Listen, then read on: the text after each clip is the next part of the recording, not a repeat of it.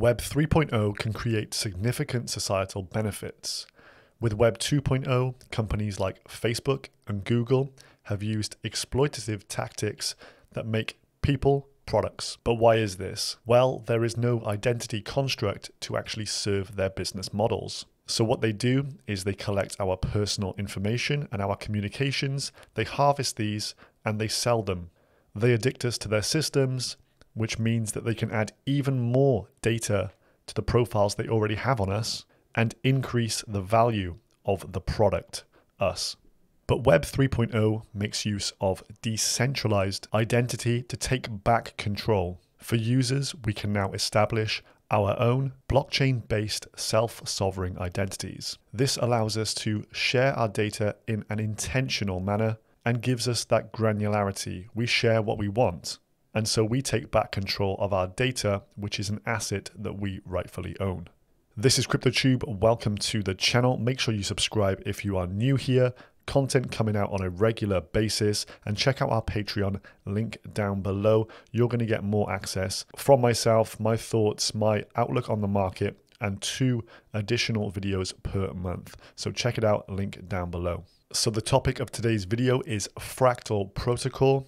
Backed by the German government, joining the Substrate Builders program, has hundreds of thousands of active users, has a live working product that generates revenue, and I've signed myself up for it. I think this is a very undervalued low cap gem. So directing our attention over here, the question mark on the market cap. The market cap is in fact around $27 million. There's roughly 28.6 million tokens in circulation, multiplied by 92 cents.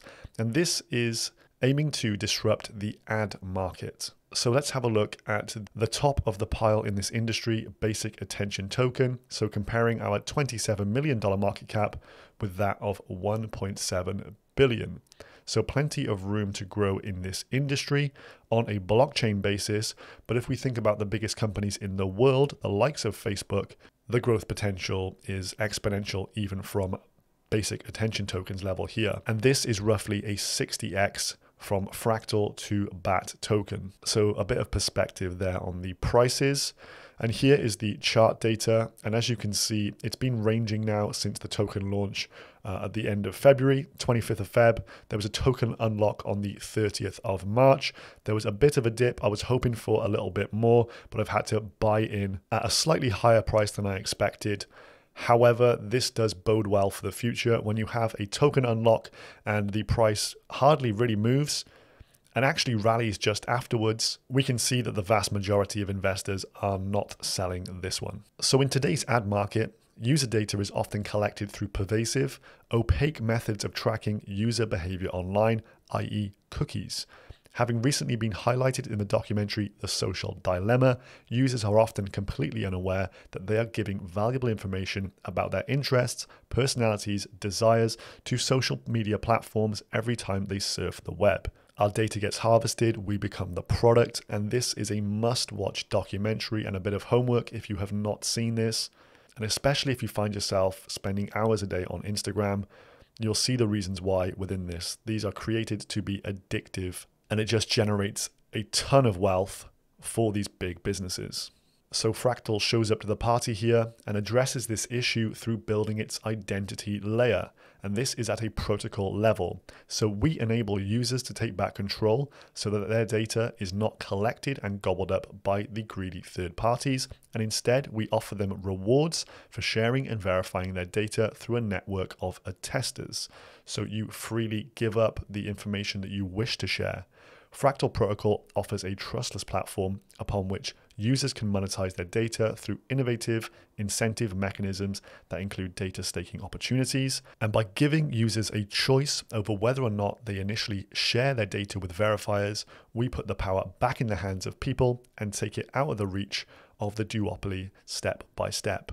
So this is their website. Don't pay for the internet with your personal privacy. You can sign yourselves up and get involved with this movement today. I've already signed myself up. So let's have a look at the issue step by step.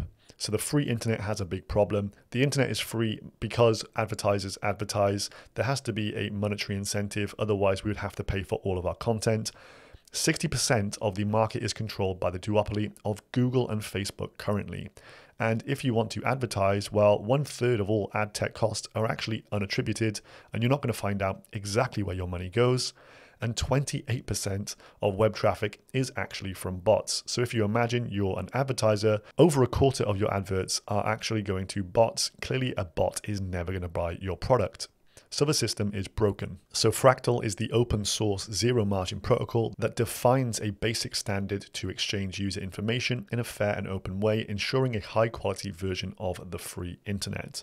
So they do this through data commons, and this establishes a privacy enabled infrastructure for users to share and monetize their data. And through a fair market approach, we actually incentivize a system built on trustlessness and transparency. And this gives the best possible outcomes for the three stakeholders within this paradigm: the users, publishers, and advertisers. So as a user, you can monetize your data now. You can insert your preferences. You're going to verify your actual identity, so we know we are genuine human beings that when we sign up to the Fractal Protocol. And this means we're going to get ads targeted to us. So if I'm into tech, I'm going to get tech-based advertisements and not receive ads about girls' makeup. Advertisers are then able to specify the demographic that they wish to target and know that they have a pool of actual human beings that they're going to be targeting. This means a better conversion rate and no ad spend on bots. The publishers are then able to serve up better ads, targeted ads, have a better success rate, and as a result, generate more income. So this is not a zero-sum game. All three stakeholders can win in this paradigm. And through this data union, we have increased data quality and campaign outcomes through strategic targeting whilst leveraging advanced technologies to assure users' data privacy. So rather than using random KYC and AML checks on certain third-party websites, Fractal hopefully can integrate with the majority of sites that request this kind of information. So I actually used this recently for the Boson protocol whitelist. So as I already had Fractal and I was signed up to it, I could just log in for the KYC process on Boson, and the Fractal protocol just shared my relevant data. So I was therefore verified. So this can eliminate some of those headaches when maybe you're completing a KYC online and you're thinking, do I really trust this third party with such sensitive information? So on the Fractal YouTube channel, they've had this called the Information Value Series, and they've had a few people on here in the industry all about data and identification. So this is Bruce Pon from Ocean Protocol, another project that I've invested in. So as one of the thought leaders in this industry, it was a very interesting conversation to have on here. And you'll see as well that Bruce, amongst others they've had on the show, have actually now become advisors for Fractal, including Ingo from Kilt Protocol, another Polkadot based identity protocol, and Aurel here from the Sign Foundation. Some really interesting conversations, so I'd go and check out this over on their YouTube. In terms of the founding team here, we have Julian and Julio. I've dug through their LinkedIn profiles, watched some of their interviews that they've performed, and for me, they definitely check out and seem like a good group of individuals. The rest of the team here have good experiences as well if you go and check out their LinkedIn profiles, but this is a team based in Germany, and compared to some of the teams in a similar market cap that you'll find, this is a very professional setup. And then as mentioned, the advisors, the likes of Bruce from Ocean, Ingo from Fractal, and then even Chang Lin from the Polkadot Fund as well. So this is what they say about the three key stakeholders. Well, for users, they say that the Fractal Protocol offers rewards to the users for sharing and verifying their data. And through the innovative user incentives, the protocol facilitates users to monetize their data for financial gains whilst ensuring maximum privacy and security of that information. For publishers, they address a power imbalance in the current landscape by establishing data commons, democratizing the access and availability of data. Publishers can leverage valuable and verified user data to win higher bids for ads at auctions, and can access the attested data sets to effectively monetize their traffic and customize ads based on the target audience. So this means the quality of ad is also likely to improve.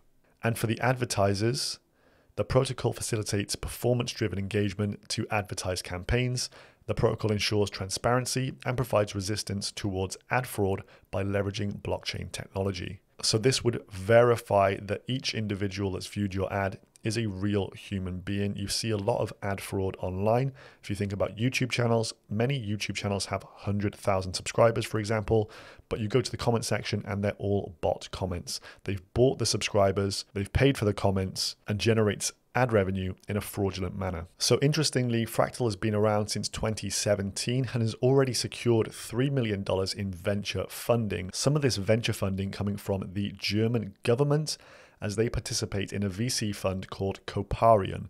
So VC funding from the German government should definitely ring an alarm bell in your head that this is the real deal, and some of the figures here to back that up. With Fractal being an internationally compliant, easy to integrate protocol, it gets a conversion rate of 40% above the market average. So you could see why advertisers and publishers would want to come and integrate with Fractal, because the success rate is going to be so much higher than the current status quo. And Fractal provides the industry-first free tier for KYC and AML solutions, and was conceived as a global solution to enable trusted relationships between people, organizations across borders and languages based on reliable and verifiable info. So what have we got to look forward to on the roadmap? Any big bullish news? Well, in April, we have the first industry partnership coming.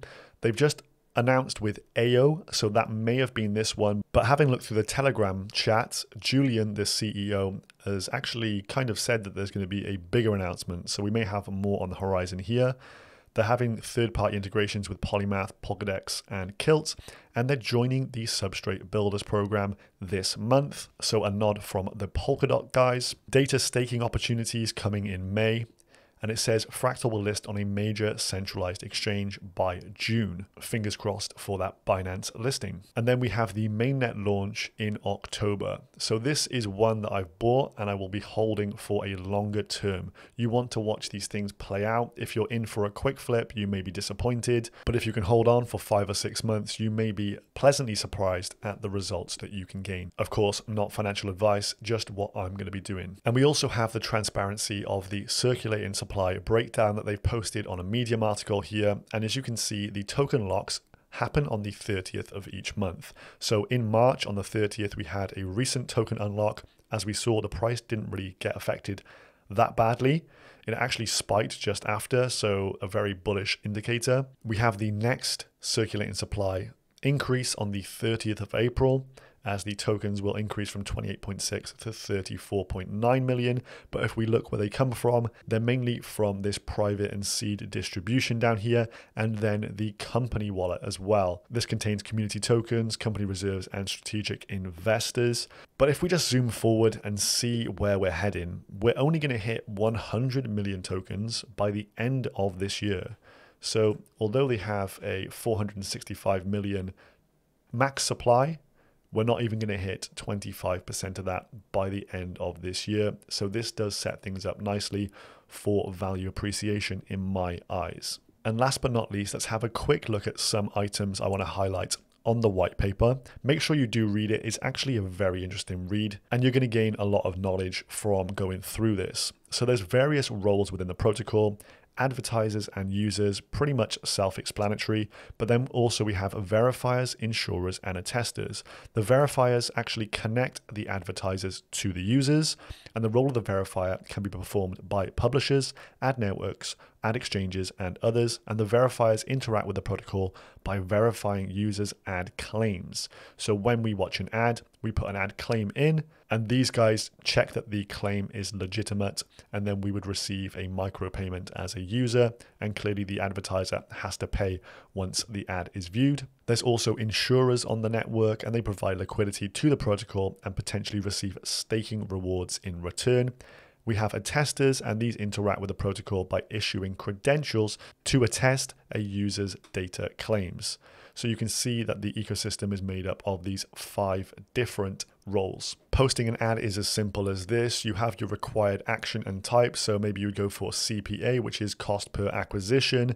They would then specify the demographics. So say you'd want to advertise towards 30 to 40-year-olds who are qualified investors. You put in your bid price, so say $40 per acquisition, and then you set an ad budget of say $4,000. So this is the workflow of the process, and this is how it works in terms of an ad claim. So empowered with credentials, users can decide to share data with verifiers. The verifiers can be the websites itself that you're actually on, or a third party working with the website. So the verifier then can make an ad request enriched by the fact they have verified data that the user, so me for example, has potentially decided to share. So maybe I've said what my interests are, my hobbies, that kind of thing. They know my age, they know my social demographic, and the ad request then communicates the ad inventory available and the characteristics of the user visiting the site. The verifier's ad request will compete to win the ad buys posted by advertisers. And if the verifier wins an ad buy, the relevant ad unit will be displayed to the user,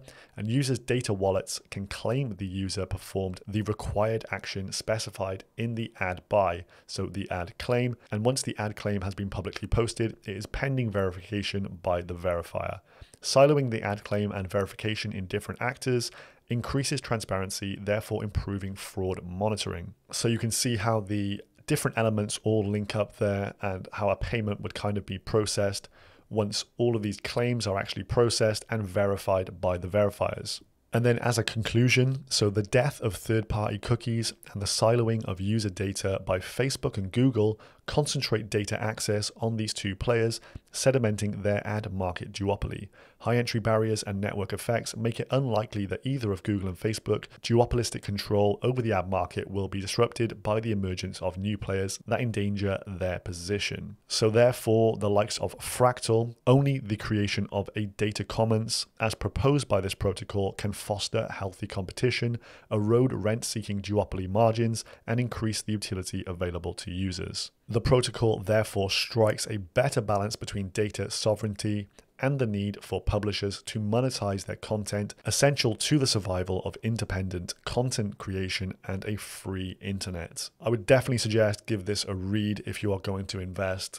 It will enlighten you and it will let you know exactly how the process works, and you will just become more aware of why this protocol needs to flourish and why Web 3.0 is so important. So if you liked the content in today's video, make sure you hit the thumbs up button. And if you have not subscribed yet, please do subscribe. It really helps me out. And check out my link to Patreon down below if you guys are interested. 2 videos additional per month at very little cost. That's all for today. I'll see you in the next one. Goodbye.